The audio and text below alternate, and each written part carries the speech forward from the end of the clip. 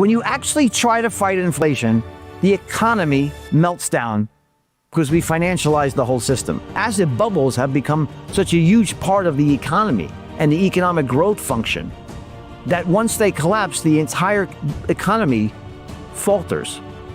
So that's the dynamic that You're watching Silver News Daily. Subscribe for more. The lies are starting to catch up with them. And Michael Pento says when the truth finally breaks through, it's not just the Fed that's going to burn. The entire foundation of the dollar could collapse under the weight of its own deception. For years, the Federal Reserve has sold the fantasy that they can print trillions, suppress rates, and juggle an exploding debt without consequence. But that illusion is cracking.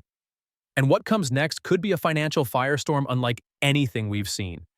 As confidence in fiat money evaporates and the true cost of endless debt comes due, one asset is primed to rise from the ashes: silver. The same silver that's been overlooked, suppressed, and dismissed is now on the verge of its biggest breakout ever. Because when hyperinflation takes hold and the dollar spirals into oblivion, silver won't just survive, it'll lead the charge. So what exactly is the Fed hiding? And how does silver become the escape hatch from this economic nightmare? Let's pull back the curtain and find out. So the Bureau of Economic Analysis reports the GDP numbers, and they are both reported real and in nominal terms. So when I talk GDP, the Atlanta Fed has real GDP at minus 1.8% for Q1. And I think that's probably closer to the truth, where we're going to see annual growth, real growth of zero, close to 0% this year of real growth. Due to tariffs, due to, thank God, finally shutting the border down, so we no longer just letting everybody in this country. We don't have any idea if they're terrorists, if they're whatever. We now have border closures, which is a contraction in labor force growth. That's half of GDP growth. So you have that and the tariffs. You have liquidity, the massive $6 trillion of liquidity that was created by the central bank post-COVID is finally running dry. See, reserves in the system are coming down. The reverse repo facility is from $2.5 trillion, $2.2 trillion down to basically zero. The Treasury General Account is down to about $500 million. $500 billion, sorry, not $500 million. Banks are now tightening lending standards. The real Fed funds rate has been positive for over 2 years. So these are the liquidity metrics that I look at to show me that we might have a real serious problem, not just with disinflation, which I think is a wonderful thing, especially when you're going from 9 to 3. That's wonderful. But disinflation could morph into deflation and a contraction in asset prices. You have a profound reverse wealth effect now hitting this country. Home prices are starting to roll over on a month-to-month basis nationally. I mean, I live in Naples, Florida. I have a house in New Jersey. I have a house in New Jersey that I was told was some number, and I've lowered it by 10%, and I still can't sell it. That's New Jersey. In Florida, you had a great anecdote, but every single day in my community, the homes listed are not selling, and they have price reductions on a daily basis. Some home will lower their price, and they're not moving yet. So you think about all these people that were geniuses when they borrowed money at 3%, and then they bought an investment property and rented it out to somebody, and the home price was going up 20% per annum, and they were all geniuses, Dunnigan.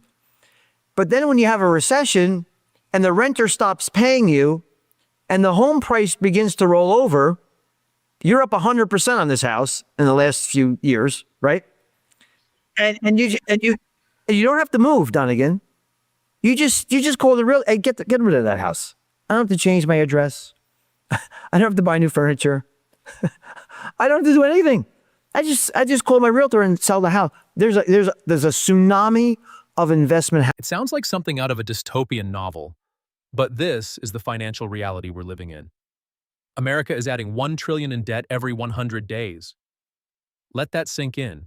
According to Bank of America, that's over $3.6 trillion a year, a pace so reckless it defies logic. But this isn't just about numbers. It's about trust. Every trillion tacked onto the balance sheet weakens the global faith in the US dollar. And as that trust erodes, so too does the value of the currency itself. That's why silver, once considered the poor man's gold, is now being eyed as a lifeboat in a storm of fiscal insanity. Because unlike the dollar, silver can't be printed. And when governments lose control of their spending, hard assets don't just hold value, they soar. The debt debasement trade is no longer a fringe theory, it's going mainstream. Investors are rushing into anything that can shield them from the coming flood. Gold, Bitcoin, and yes, silver. But what makes this moment different is the speed. The pace of debt accumulation has become a warning siren for anyone paying attention. And if silver reacts the way it has during previous debt spirals, we could be looking at the early stages of a historic surge. Full force, blah, blah. Let's talk about the Fed put for a second, if you don't mind. The Fed put, I'm pretty sure we had a central bank, a fully functional central bank in the year 2000, right? The Federal Reserve took interest rates from 6.5% in 2001 down to 1% by 2002. Did that stop the NASDAQ from going down 80%? No. Did it stop the S&P from falling 50%? No, it didn't. So let's fast forward to 2008. The Fed started cutting rates from 5.25% in December of 2007. Took them down to 0%. 0%. Did that stop the S&P 500 from losing 57% of its value? No. Did it stop home prices from dropping 33% nationally? No, it did not. So what Fed put are they talking about? The Fed always acts based on lagging economic data that's reported a month behind. So you have inflation that was created post-COVID that led to record high inflation in this country. And the Fed is saying, we kind of have an inflation problem, but if they were actually forward thinking, now I don't want them to do this. Listen, I prefer that the Eccles building close its doors. I'm just saying if they actually had models that work, they would be ahead of these bust cycles, these disinflationary and deflationary cycles, but they are not. And it's the same thing is going to happen again. The Fed will be acting to pump up asset prices after the market's down 20%, but it'll be too late because monetary policy works with a lag. And like I said, now the next time the Fed takes interest rates to zero, and they will, the next time they undertake QE, and they will, the next time the Treasury and the Fed get together and send out, legions of helicopters to bring checks to people, helicopter money, and they will, I have no doubt. Where do you think inflation is going to end up then? Because who's going to believe them that they actually have any plan or ability to control inflation? When you actually try to fight inflation, the economy melts down because we financialized the whole system. Asset prices have become such a huge part, asset bubbles have become such a huge part of the economy and the economic growth function that once they collapse, the entire economy falters. So that's the dynamic that we have. The problem isn't just the debt. It's what that debt is doing to the very instruments the system relies on. U.S. Treasuries, once considered the safest asset in the world, are starting to look toxic. As interest payments balloon and supply floods the market, the government is finding it harder to sell its own IOUs. That's a dangerous place to be, because the Treasury market isn't just another corner of finance, it's the bedrock.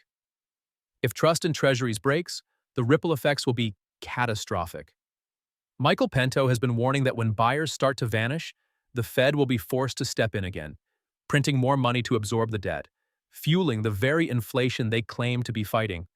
It's a vicious cycle with no off-ramp. And for everyday savers, that means more purchasing power erosion, more instability, and more urgency to escape the system. That's where silver comes in. It's not just an inflation hedge, it's a confidence hedge. Because when belief in government debt dies, people don't flock to paper promises, they rush to what's real. And silver, in this new era of crumbling trust, is starting to look like the most real thing there is. Here, some of the talking heads on CNBS et al., and they say, well, inflation is not a problem because real incomes are positive. And I thought, wait a second. So incomes are rising faster than inflation, according to many talking heads and many associated with big banks on Wall Street and Federal Reserve officials. And then you brought up a great point, and I've written about this. So, okay, maybe some people's salaries on a median basis are keeping up with inflation.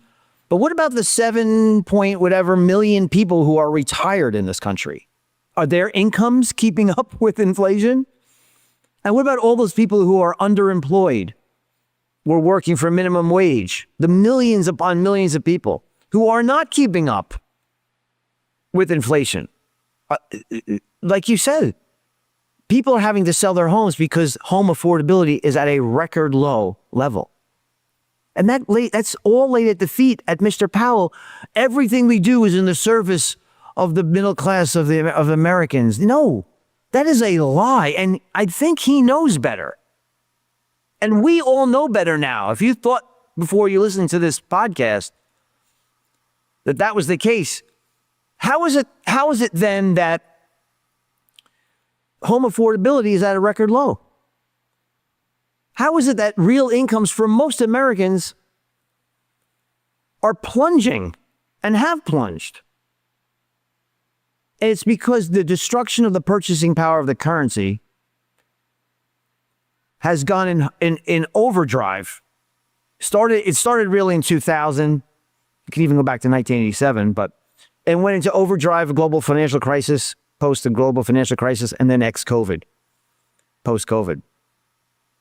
And it doesn't look like it's slowing down because we have central bankers who still maintain that they've done a great job with bringing the second derivative of inflation down from the way they measure it, 9 to 3. But in reality, it's gone from 20 to 8, and it's still eviscerating the... Michael Pento doesn't mince words. He's calling it what it is, hyperinflation doom. And he's not alone. As the Federal Reserve keeps pretending it can walk a tightrope between endless debt and stable prices, the dollar is silently bleeding out. This isn't just inflation. It's the early stages of a full-blown monetary breakdown. The signs are everywhere. Soaring asset prices, record deficits, and a central bank that talks tough but folds the moment markets flinch. The Fed says it's in control, but its credibility is unraveling fast. And when a central bank loses credibility, confidence collapses, and inflation takes off like wildfire. That's why silver is positioned to do something extraordinary. Unlike fiat currencies, silver doesn't depend on trust in central planners. It doesn't need a committee to assign its value. It just is. And when people realize the dollars in their pocket are buying less by the week, they won't look for answers. They'll look for exits. That's when silver becomes more than just a commodity. It becomes survival. And in a world where the Fed's lies have laid the groundwork for monetary chaos, silver could become the last honest measure of wealth left standing. They signed the continuing resolution, which keeps spending at the same level it was last year. So where are the cuts? The February deficit was 2 times revenue. An incredible phenomenon. So it's 200% of revenue in 1 month. And that's the spending you want to keep in place? It's just mind-boggling. Oh, can I just, before I forget, I hope I don't forget, but so I won't forget. In case I do forget, which I probably would, I have to mention this. So we had a little bit of a comedy show when the Federal Open Market Committee had their March meeting yesterday, right?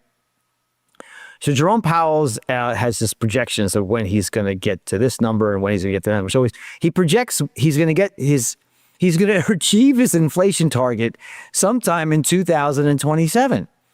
And that would mean that the Fed would be north of 2%, above its 2% target for 6 years.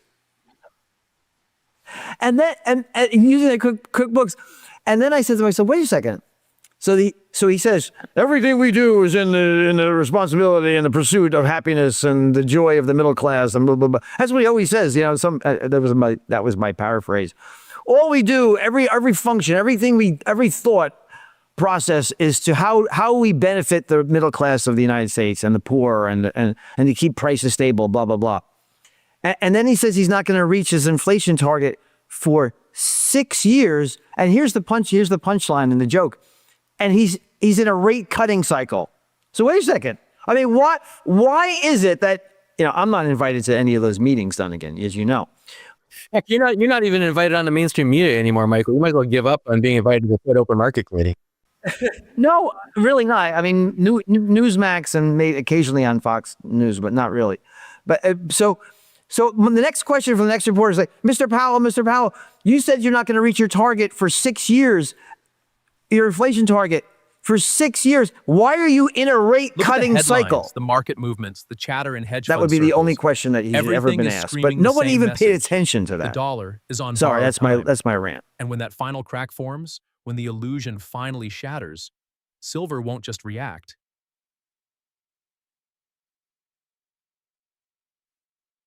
It'll explode. Because while gold has taken the spotlight as the traditional safe haven, silver is still trading far below its all-time highs, massively undervalued and overlooked. That's the edge. That's the opportunity. As Michael Pento points out, when the public finally understands that the Fed has no tools left, only excuses, they'll scramble for protection. And they won't all be able to afford gold, and that's when silver enters its sweet spot. It's accessible, liquid, and poised for violent upside. It's not just about investors anymore. This is becoming a survival strategy. As the dollar collapses under its own weight, people will rush to assets that don't lie. Silver doesn't promise yield. It doesn't require faith. It simply holds value. And when the trust in fiat vanishes, silver becomes the currency of last resort. This isn't some abstract theory. It's a repeat of history playing out in real time. Right. Well, so it's the U3 and U6 is what you're talking about. There's measurements of various ways of measuring unemployment. But listen, if everybody stopped looking for work because they gave up because they couldn't find it, the unemployment rate would be 0. That's the way they calculate it. So, but supposedly we're being told that we're not in a recession and the unemployment rate is historically low. But why do we have $2 trillion in deficits? Why do we have $36 trillion, almost $37 trillion in debt?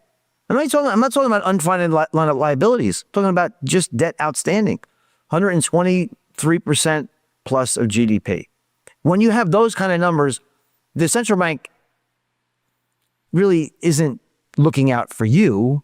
They're trying to keep the federal government solvent, and that's why that's why we have inflation.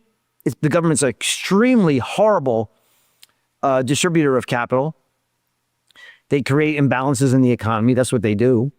I mean, the government doesn't have any money. The government has nothing. They steal the money from you, or they borrow money that is printed by the Federal Reserve and private banks. That's how the system works. And that's why we have now an intractable problem with debt and thus an intractable problem with inflation.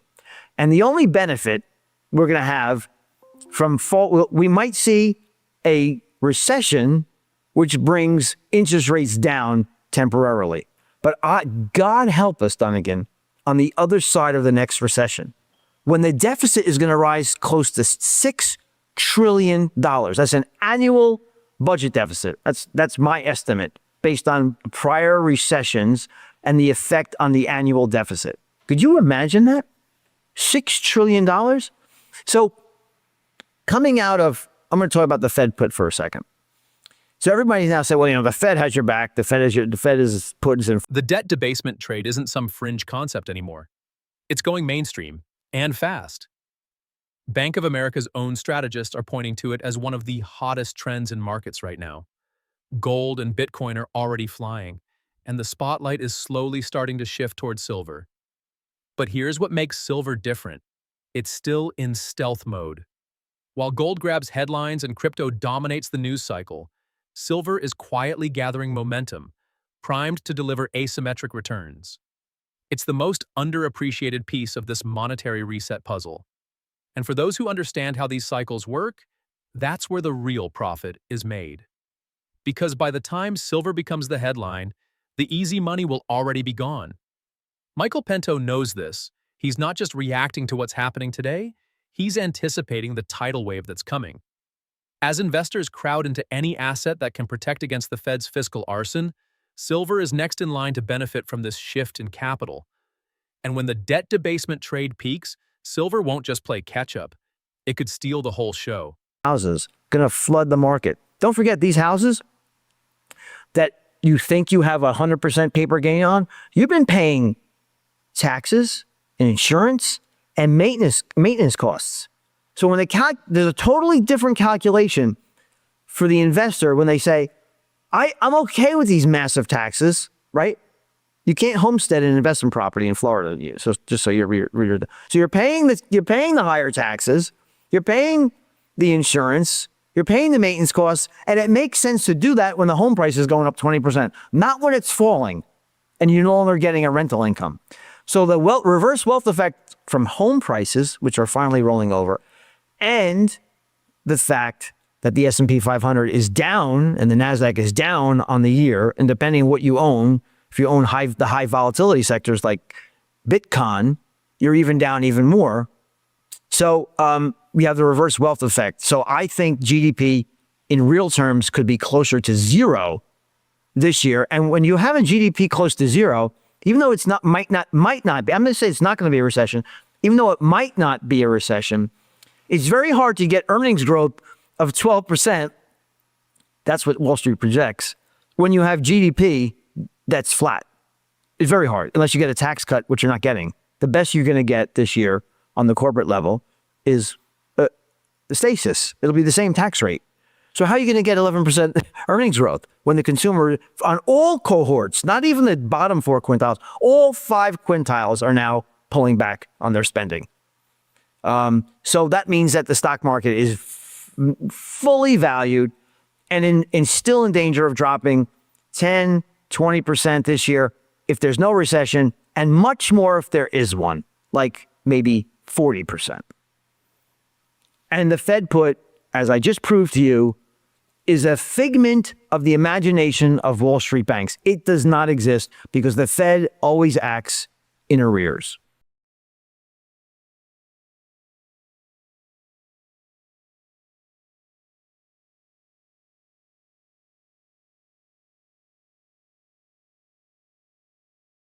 "2025 isn't going to be about guessing anymore, it's going to be about reacting. This year marked the end of speculation and the beginning of reality. No more waiting for elections, no more guessing central bank moves. The time for pretending is over. The Fed is already in the middle of its rate-cutting cycle, and the market knows it. What comes next are the consequences. Real policy, real impact, and that's where the true volatility begins. Michael Pento warns that when the mask drops and the world sees the Fed for what it is, a political tool, not a financial safeguard, confidence in the entire system could collapse in an instant.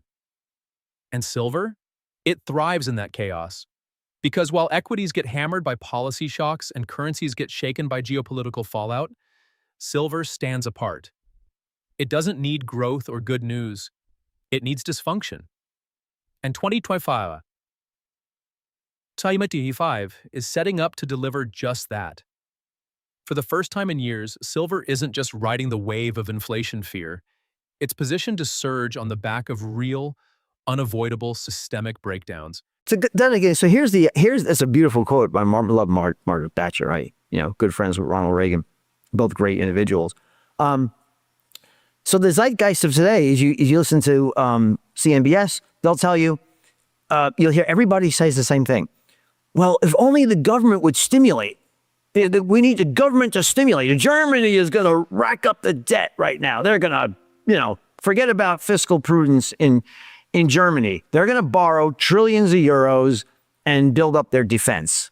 And that's supposed to bring out, that's supposed to engender record growth and prosperity forever and ever. Amen.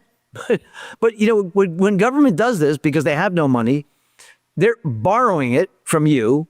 No, they don't really do. They don't really borrow from you. They're not robbing. They don't really rob private sector savings. They don't tax it. They're not raising taxes. They do it with fiscal deficits. They borrow it from central banks. So in the long run, it kills productivity and it creates intractable inflation. That's the example, even in Germany, in Weimar, Germany, that is what they did. They borrowed tons of money in World War I, and they try to pay it all back by printing money.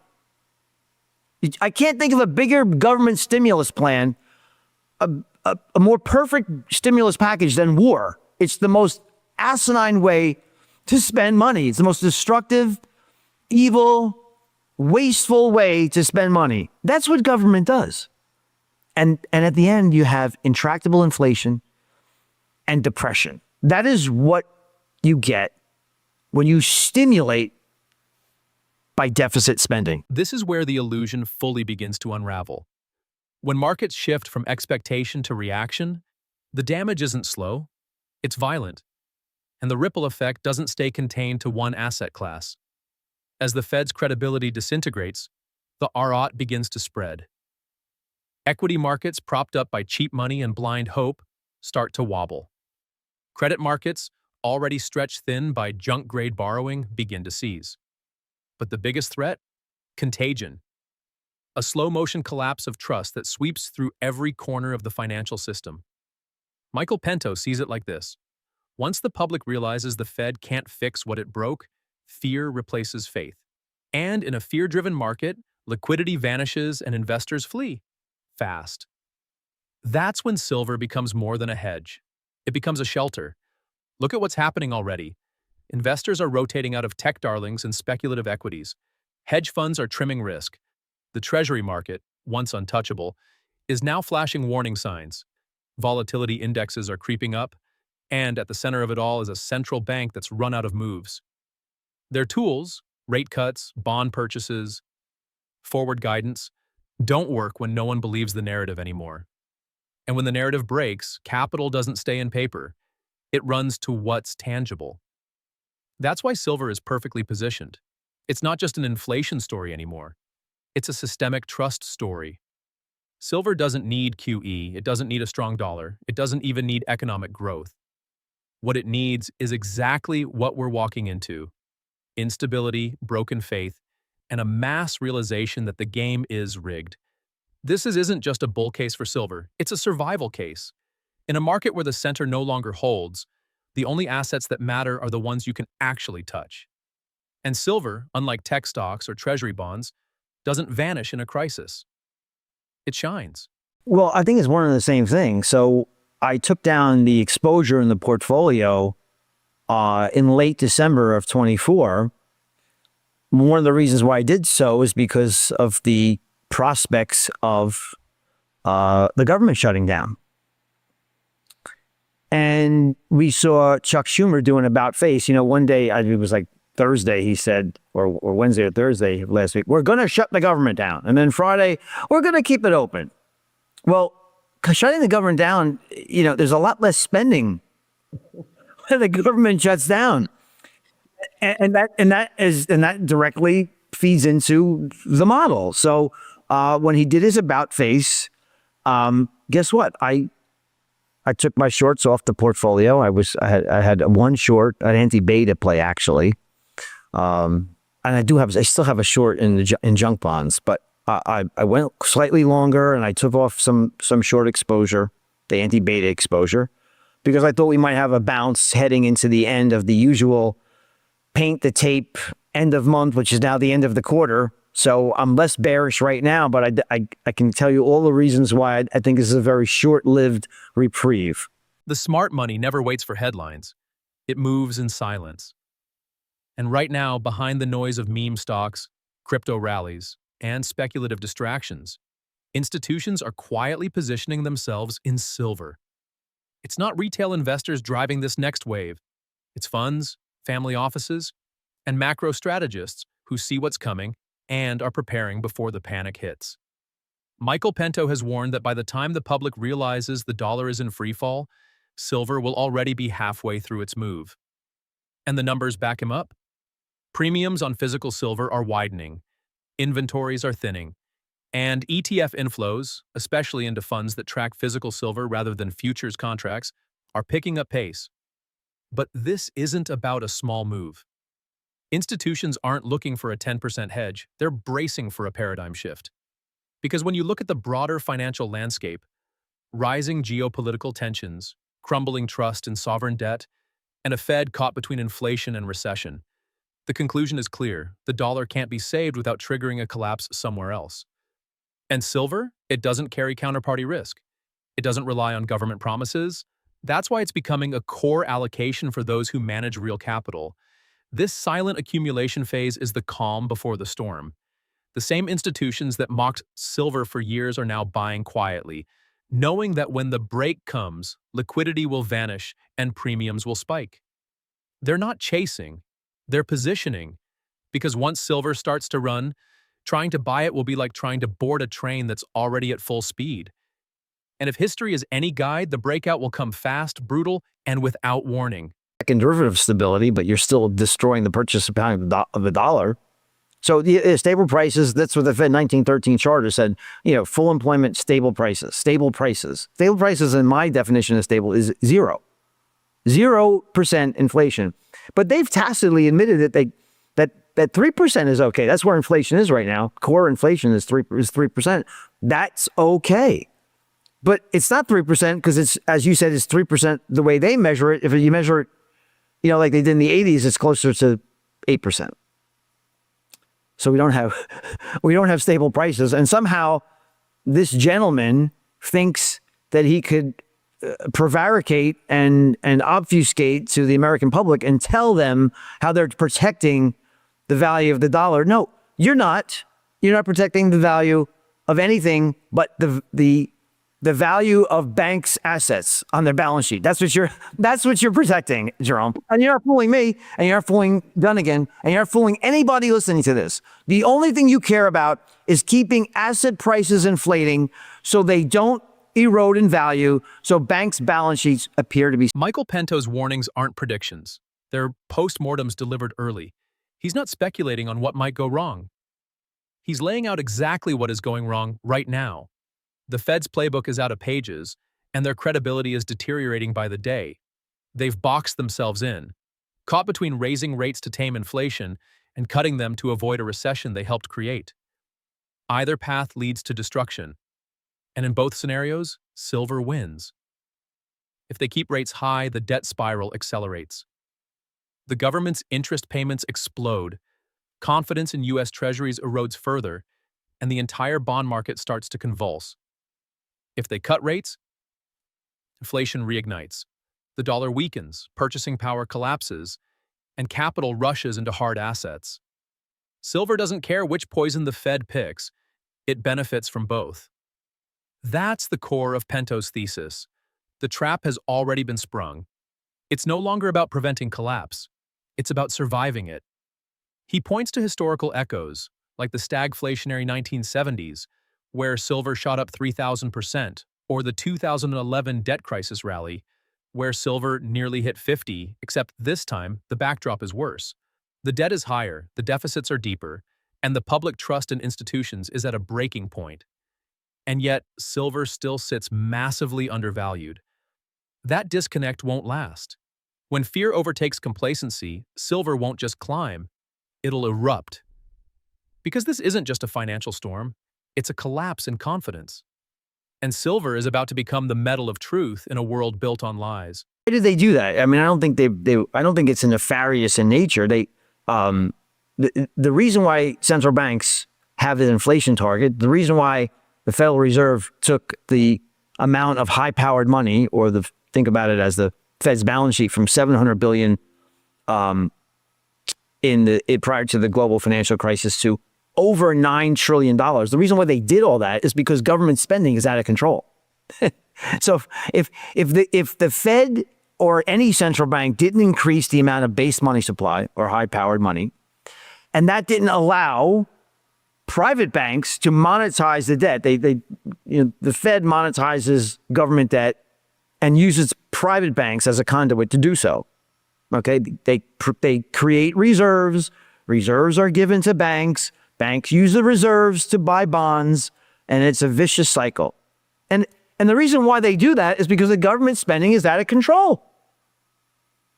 And we have a $2 trillion deficit in good times. There's no recession right now, supposedly, right? Unemployment rate is historically very low. But we have a national debt. It's 123% of GDP. When trust disappears from a financial system, there are only two places left to run: gold and silver. And while gold has already started its move, silver is still crouching before the leap. Michael Pento sees it as inevitable.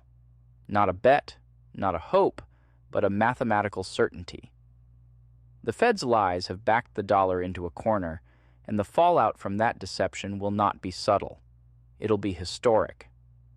We're entering a time where belief in fiat currencies will shatter, and when it does, silver won't just catch up. It'll blow past every expectation.